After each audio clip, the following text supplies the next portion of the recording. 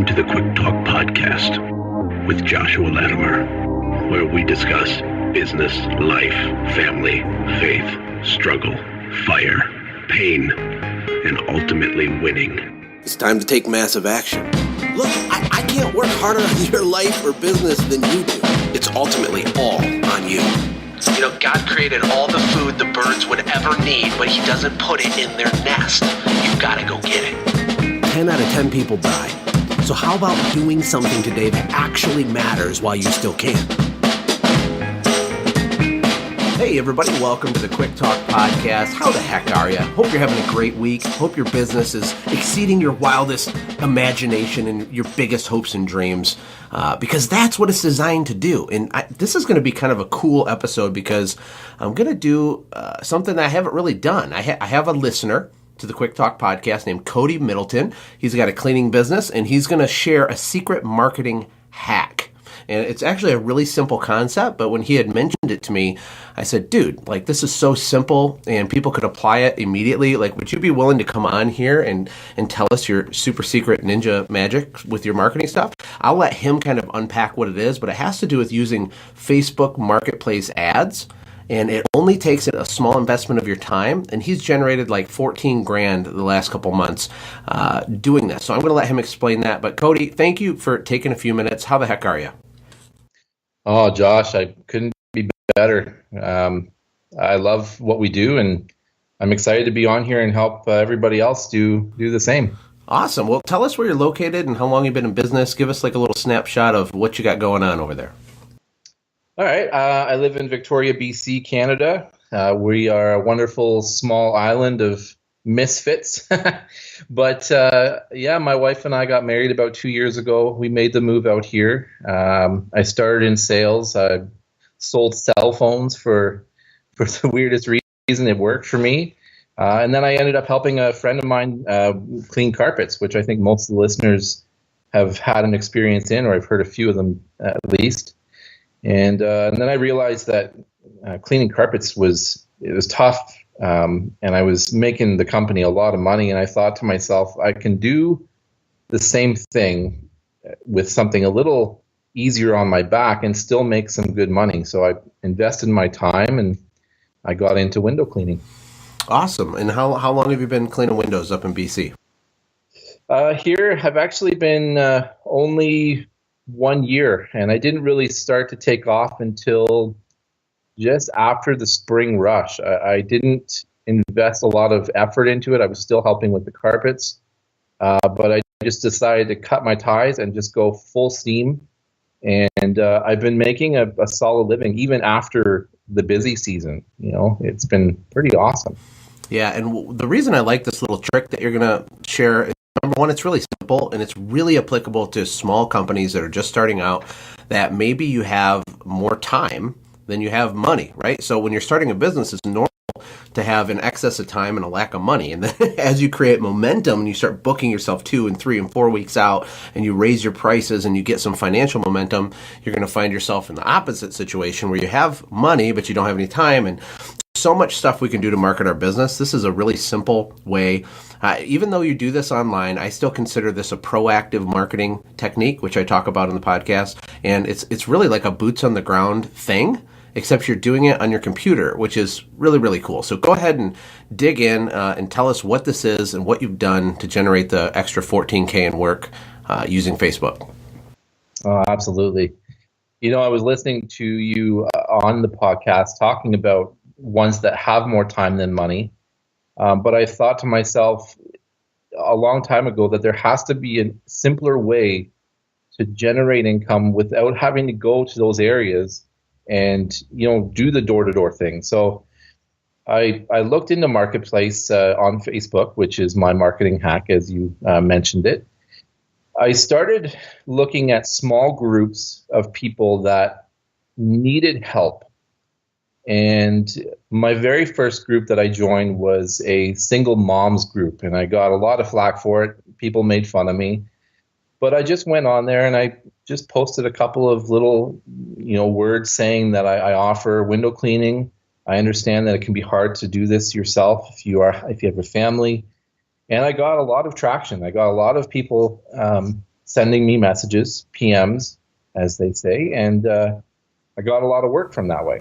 And then what I did was I started looking for things online to buy, things that would help my apartment, like beds and like shelving units. And then I thought to myself, this is a great place to put my ads on. So then I tried it. I posted an ad, and the first one I did really well. Within seconds, I got messages from all over the island, and people asking, do you come up here, which was like an hour away. And I thought, okay, well, this is really awesome. It's working extremely well. And I think this first day I got $500 worth of job within an hour. And it was insane. I thought, okay, this is amazing. This is going to work, but I have to figure out a way to refine this so that I can organize my time better and just be smarter with my time, really. Sounds like you hit a vein, it was working, and now you wanted to systemize it and get more organized with the structure of how you do this, right? Yeah, absolutely. So I started looking at smaller areas, smaller towns or communities that were a little bit outside of the area, because where I live, we have window cleaners and we have a few of them. And I know that where I live, there's probably not a big need for it. So I started looking at areas that I could travel to that weren't too far away, maybe 15, 20 minutes. And I started looking for groups on Facebook that were related to those little cities that I wanted to travel to. For example, about 20 minutes away, there's a place called Machosen. It's a small area. They have a couple of groups online, and I looked at them and I started adding myself to those groups. And then I started to realize that in Marketplace, Facebook Marketplace, I could go in, create my ad, and just let people know that I was going to be in that area for a day. I had 4 or 5 spots open. If you'd like me to come by and do your windows for my my sale price, I would be happy to come by. And it worked. I got 4 or 5 for that day. And then I started getting more messages, but I said, okay, well, let me schedule you for next week. So now I'm starting to get 2 or 3 weeks ahead of time booked. And it's the slow time. It's a slow season for me. So let me back up and ask you a couple questions. So Facebook Marketplace is basically like Facebook's version of Craigslist, correct? Absolutely. Okay, so that's one piece of this, but that's different than going into the actual private Facebook groups that communities have. And I don't know if the listeners realize this. Hopefully they do, but there are so many Facebook groups. It's insane. Like, no matter what interest you have, there's probably 10 Facebook groups like for that interest. And that goes to the subdivision level, like neighborhoods. And neighborhoods will create community Facebook groups. But I also know that you have to like tread lightly and like be really tactical in the way that you post and talk. Like if you're doing an ad on the Marketplace, I'm assuming, and just correct me if I'm wrong and maybe spend a couple minutes further explaining this, the Marketplace is an ad. You're like, hey, I offer this service. Here's the price, or here's my number, let me know. And that was working. But then you attached this Facebook group element to it. How do those two things tie together? Are they two different strategies? And how did you post in these groups without people deleting your posts and banning you for coming in there and spamming them? Yeah, you're right. You have to use a lot of discretion when it comes to groups that don't allow you to sell anytime to anyone. Really, it comes down to groups that are classified related, and then the ones that aren't, you'll know by the title of the group when you join it. For those ones that aren't classified related, I would go in, I would introduce myself as a local window cleaner, and then I would put something up that's not necessarily selling my services, but saying something like, hey, I'm going to be in the area next week. I understand this is not a place to sell services. So if you're an admin, if this is inappropriate, please delete if you need to. But I'm going to be in the area. If you'd like a free quote, please send me a message with your address, and I'd be happy to come by and take a look for you. Or I would say something like, hey, I'm going to be in the area. I've got a few extra minutes. I'm going to do some doors and just let people know who I am. If you'd like me to come by and give you a free quote, let me know what your address is, and I'd be happy to help you out. Mm-hmm. And things like that, they work because I'm not intruding. I'm not being Mr. Sales Guy and going crazy. And I'm being a part of the community. And as I think about this, like if I was going to do this like today, I would think of ways to add value to the group or do-it-yourself tips or something where you could still be pretty clear that you're in so-and-so business or you offer such and such service, but you can add value like DIY stuff, or you can go in there and just start commenting on other people's threads, right? I mean, like everything else I talk about, this is a tactic. Okay, and tactics are awesome. But if you can take the tactic and couple it with a strategy, it's more awesome. And what I mean by that is you want to play the long game, right? If you could get your little claws rooted into some of these communities, get 1 or 2 customers in there, get a little bit of social proof going, make for every 1 post where you're implying they hire you, you have 9 posts where you're adding value or liking other people's stuff or commenting back. That's really the right way to do this, right? Have you started kind of playing the game that way? Oh, absolutely. Yeah. I'll go in and like I said, or like you said there, I'll start to like people's pictures or comments, or I'll just comment. Or if I have been in the area and say there's a traffic accident, I'll warn people, to slow down or just to kind of keep an eye out.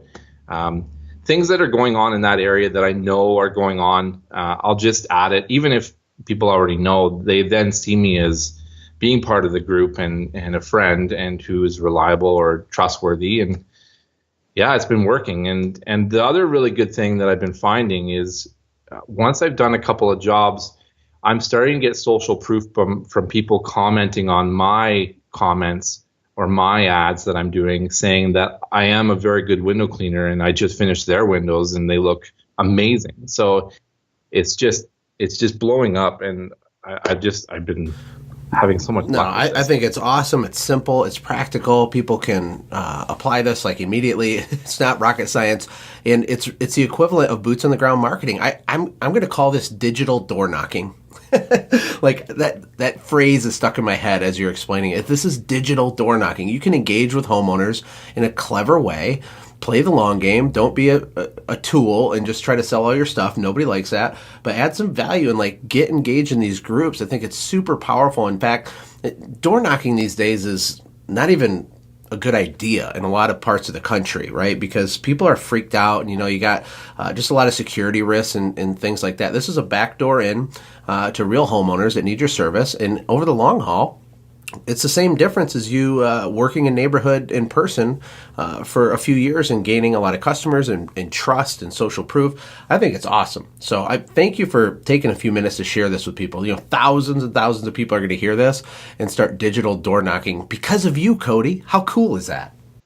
Oh, man, that's amazing. And the last thing that I have to say is don't be afraid to ask people in those groups if there's other areas that are maybe not seeing a lot of your services offered. So like you said, the estate thing, I just asked, I said, hey, are there any areas that might need my help? And I got 3 different estates or groups of homes that have little groups, and it's maybe only 300 or 400 people, but those people haven't had someone in their area for a long time that need your services. So don't be afraid to ask. Yeah, I think it's awesome. It's tactical. It's simple. You can like sit in your underwear and drink coffee and make sales. That's pretty cool. So, Cody, thank you. I hope you have a great 2018 and circle back with me after you get this thing really systemized and scalable, because I think there's something here for sure. The digital door knocking system. My wheels are turning in my head. So I appreciate your time. Hope you have a great rest of your day. Thanks, Josh. Hey, thanks for hanging out, friends. And from all of us here at the Quick Talk Podcast team, we hope you loved today's show. We hope that you were inspired to become a doer and not just a listener. Apply what you've heard today in your own business and watch things change for the better. Lastly, remember that all the money in the world can't save your soul. Seek first the kingdom of God, my friends. We'll see you next time. For more information about the Quick Talk Podcast or Joshua's other businesses, visit our website, quicktalkpodcast.com. Have a blessed day.